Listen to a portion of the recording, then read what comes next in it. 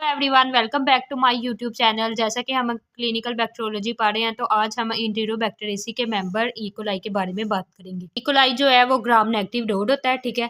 एंटेरोबैक्टीरियसी के सारे member gram negative dot होते हैं। इसके बाद फैकल्टेटिव एनाडोब होते हैं, यानी ऑक्सीजन की प्रेजेंस और इसकी एब्सेंस में भी ग्रो कर सकते हैं। इसके बाद ये लैक्टोज फर्मेंटिंग होते हैं और इनकी जो ग्रोथ है वो उनकी एगर पे ये ग्रोथ शो कर देते हैं। इनके पास 3 एंटीजन होती हैं, ठीक है। सबसे पहली एंटीजन जो सेल वाला एंटीजन है, इनके पास ओ जो है वो सेल वाला एंटीजन है, एच जो है वो फ्लैजिलर एंटीजन है और जो के है वो कैप्सुलर एंटीजन है, ठीक है। इसके बाद हम इसकी स्ट्रेन्स की बात करें कि इकोलाई के पास कौन कौन सी स्ट्रेन्स है, तो इसके पास एंटीरोटोक्सोजेनिक इकोलाई, ठीक है। एंटीरोटोक्सोजेनिक स्ट्रेन भी है इसकी। इसके बाद एंटीरोपैथोजेनिक स्ट्रेन है इसके पास। इसके बाद एंटीरो हेमोरेजिक स्ट्रेन है, ठीक है। एंटीरो इन्वेसिव स्ट्रेन है। इसके बाद एंटीरो एग्रीगेटिव स्ट्रेन है और डिफ्यूजली एडहेरेंट इकोलाई, ठीक है। ये लेस कॉमन है, डिफ्यूजली एडहेरेंट इकोलाई। ये सारी जो इनमें से एंटीरोटॉक्सिक इकोलाई है ये हमारे पास करती है वाटरी डायरिया, ठीक है। ये क्या करेगी, ये करेगी वाटरी डायरिया। इसके बाद जो हमारे पास है एंटीरो हेमोरेजिक स्ट्रेन, इसकी जो O157.H7 जो है ना हमारे पास, वो क्या करेगी, वो करेगी ब्लडी डायरिया, ठीक है। ये इसकी जो स्ट्रेन है वो क्या करेगी, ब्लडी डायरिया।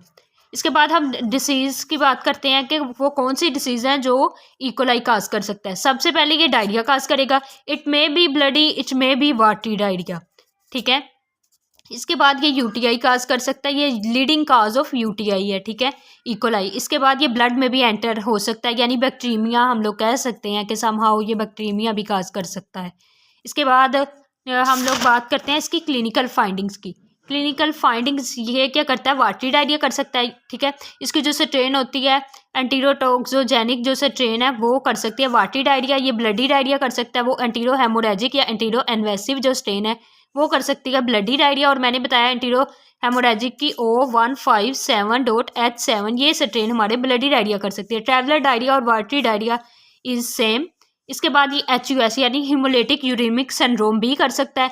इसके बाद UTI ये कर सकता है और मेनिंजाइटिस कर सकता है, अगर न्यूट्रल मेनिंजाइटिस करेगा इफ़ मदर अफेक्टेड होगी। इसके बाद हम पैथोजेनेसिस की इसकी बात करते हैं कि इसकी पैथोजेनेसिस कैसे होती है।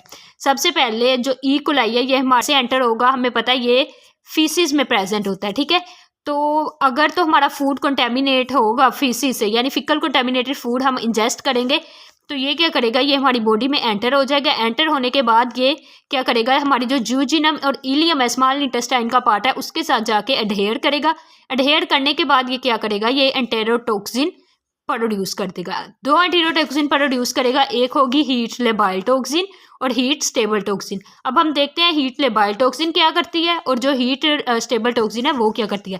जो हीट लेबाइल टॉक्सिन होगी ना ये क्या करेगी, ये वर्क एज एडिनालाइट साइक्लेज एक एंजाइम होता है उसकी तरह एक्ट करेगी और फिर क्या करेगा, जिसकी वजह से हमारी जो इंट्रासेलुलर साइक्लिक AMP है, ठीक है, वो इंक्रीज होगी। उसके इंक्रीज होने से क्या होगा, जो ट्रांसपोर्ट मेम्ब्रेन है, आयन ट्रांसपोर्ट मेम्ब्रेन, वो क्या होंगे, वो एक्टिवेट हो जाएंगे। एक्टिवेट होने की वजह से क्या होगा कि जो फ्लूइड है वो एक्स्ट्रा सेलुलर स्पेसिस में चला जाएगा, ठीक है, एक्स्ट्रा सेलुलर स्पेसिस में चले जाएगा, जिसकी वजह से क्या हो जाएगा, जिसकी वजह से हो जाएगा डायरिया, ठीक है। और जो हीट स्टेबल टॉक्सिन है ये क्या करती है, जो हीट स्टेबल टॉक्सिन है ना, रिसेप्टर है ना वो हमारे पास यूरिनरी ट्रैक पे प्रेजेंट होते हैं, ठीक है। यूरिनरी ट्रैक पे इसके जो रिसेप्टर है गाल डाइमर, ये जाके हीट स्टेबल टॉक्सिन उसके साथ बाइंड करती है। जब उसके साथ बाइंड करेगी तो हमें पता है ये यूटी के साथ बाइंड करे, यूरिनरी ट्रैक पे जाके अटैच हुआ है तो क्या काज कर देगा, ये यूरिनरी ट्रैक इन्फेक्शन यानी UTI काज कर देगा, ठीक है।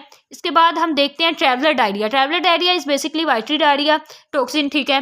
हमने फूड इंजेस्ट किया फिकल का, ये एंटीरोटॉक्सिन रिलीज होगी और एंटीरोटॉक्सिन क्या करेगी, एड्रेनालेट साइक्लिक के तौर पे काम करेगी, जिसकी वजह से मेम्ब्रेन ट्रांसपोर्ट एक्टिवेट हो जाएंगे और जो फ्लूइड है वो बाहर आ जाएगा, जिसकी वजह से हमें क्या हो जाएगा, वाटरी डायरिया। UTI भी ये UTI का मैं आपको बता चुकी हूँ। इसके बाद इसके सिम्पटम्स की बात करते हैं, UTI के सिम्पटम्स की, कि इन केस अगर हमें UTI हो जाए तो उसके क्या सिम्पटम्स होते हैं। तो उसमें क्या होगा, हमें बर्निंग सेंसेशन होगी, ठीक है, intense urge to urine, cloudy या ब्लडी यूरन आएगा, पेनफुल यूरिनेशन और अब्डोमिनल पेन हो सकती है। इसके बाद हेमोलिटिक यूरेमिक सिंड्रोम की कि जो हमारे पास ई कोलाई था वो क्या कर रहा था, watery diarrhoea, bloody diarrhoea, haemolytic uraemic syndrome, UTI और मेनिंजाइटिस भी काज कर रहा था, नियोनेटल मेनिंजाइटिस।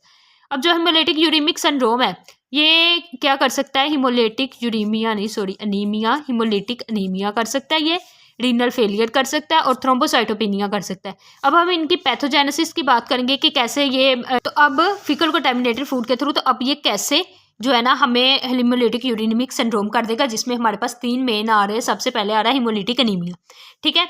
अब हमारे जो इकोलाई था वो आ गया है जी हमारी बॉडी में, क्योंकि हमने फीकल कंटामिनेटेड फूड इंजेस्ट किया।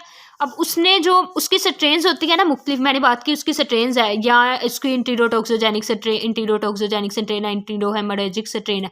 अगर तो उसकी स्ट्रेन होगी इंटीरोहेमोरेजिक यानी O157H7 स्ट्रेन होगी, तो वो क्या काज कर देगी, वो ब्लडी डायरिया काज करेगी, ठीक है, ये हमें पता है। इसके बाद जो इसके कुछ ना इसके पास शीगा लाइक टॉक्सिन भी होते हैं, ठीक है। शीगा लाइक टॉक्सिन होते हैं जिनके रिसेप्टर मुख्तलिफ जगह पे प्रेजेंट होते हैं। हमारी बॉडी के सिर्फ ये मैंने बात की रिसेप्टर एट ब्लड वेसल, इसके सिर्फ ब्लड वेसल पे रिसेप्टर नहीं प्रेजेंट होंगे, इसके रिसेप्टर हमारी किडनी पे भी प्रेजेंट होंगे। तो ये क्या करता है, जब बॉडी में एंटर होता है इसके पास टॉक्सिन होते हैं और उसके रिसेप्टर कहाँ होते हैं, ब्लड वेसल पे प्रेजेंट होते हैं। जब ये जाके उसके साथ बाइंड करता है ना ब्लड वेसल के साथ, तो ये क्या कर देता है, ब्लड वेसल को क्या कर देता है, रफ ब्लड वेसल कर देता है। जब ब्लड वेसल रफ हो जाएगी, अगर आरबीसीज हमारी ब्लड से गुजरेंगे, ठीक है, लेट्स सपोज हमारी ये ब्लड वेसल इस तरह, आरबीसीज का भी साइज छोटा होता है, जब वो इधर से गुजरेंगे तो क्या हो जाएगी, उनकी हो जाएगी हीमोलाइसिस, वो डिस्ट्रॉय हो जाएंगे, जिसकी वजह से जो हमारा प्लेटलेट्स हैं वो उस जगह पे जाएंगे ताकि वो जो उस डैमेज है उसको रिकवर कर सकें। तो जिसकी वजह से हमें क्या हो जाएगा, उस जगह पे ज़्यादा से ज़्यादा जाएंगे तो हमें क्या हो जाएगा, थ्रोम्बोसाइटोपिनिया। ये इसमें 2 डिसीज कवर हो गई। हिमोलिटिक अनीमिया की हमने बात कर ली कि ये कैसे हो रहा है, रेड ब्लड सेल है वो डिस्ट्रॉय हो रहे हैं जिसकी वजह से हमें उनकी डेफिशिएंसी हो जाएगी। इसके बाद थ्रोम्बोसाइटोपिनिया की हमने बात की। इसके बाद हम बात करते हैं रीनल फेलियर, ठीक है।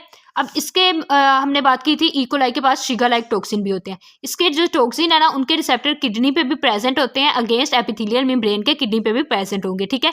ये क्या करेगा, ये उसके साथ जाकर बाइंड करेगा, बाइंड करने के बाद एपिथेलियल सेल्स ऑफ किडनी को क्या करेगा, डैमेज कर देगा। जब उन्हें डैमेज करेगा, टिब्यूल्स डैमेज होंगी, टिब्यूल डैमेज होंगी तो ब्लड वेसल कॉम्प्रोमाइज होगी, और ब्लड वेसल अगर कॉम्प्रोमाइज हो जाए तो क्या हो जाएगा, रीनल डैमेज। इसके बाद हम लोग इनकी बात क्लिनिकल फाइंडिंग्स की बात कर चुके हैं। अब लैब डायग्नोसिस की बात करते हैं। तो मैंने ये बताया कि ये क्या है, ग्राम नेगेटिव रोड है, ठीक है, ग्राम नेगेटिव रोड है। इसकी कलोनीज किस तरह की होंगी, इसकी पिंक कलर कलोनीज हम कह सकते हैं, इसकी पिंक कलर कलोनीज होंगी। इसके बाद ये लैक्टोज फर्मेंटर है, ठीक है, लैक्टोज फर्मेंटर है। इसकी ग्रोथ आ सकती है, हमें ये नज़र आ सकता है, उनकी ई पे भी इसकी ग्रोथ जो है हमें नज़र आ सकती है। इसके बाद ये EMB पे भी इसकी ग्रोथ हमें नज़र आ सकती है। Thank you so much for watching my video, stay tuned.